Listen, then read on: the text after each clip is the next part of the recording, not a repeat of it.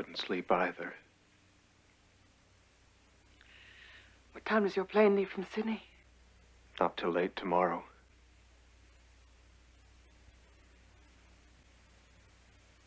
Do you want to fly down with Uncle Jack and see me off?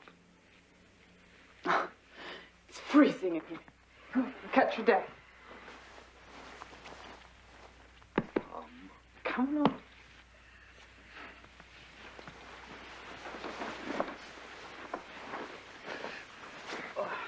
I've always loved your bed. The way it smells of you. Remember when I used to come in the cold mornings? Jessie would sort of lurk about in the doorway. Half in and half out.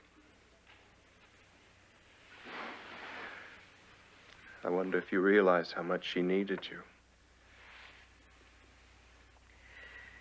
You've always been so different from one another. I guess I thought she never really needed me. She did, and does. She loves you every bit as much as I do. I'm glad she's going to be near you. We've got it all planned out.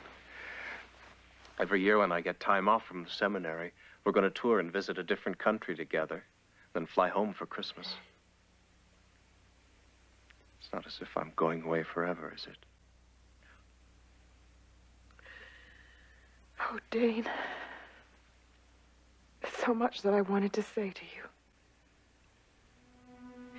you. To tell you that you've brought my life joy. And meaning in ways that you can never know.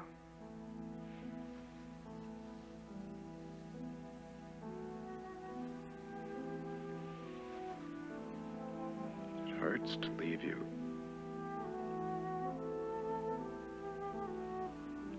I wish you could understand. But I do. And it's that I most wanted to say to you, Dane. I can't share your love of God. But I do understand your need to give your life to him. Because each of us has within us something that just won't be denied. Something to which we are driven even though it makes us scream aloud to die.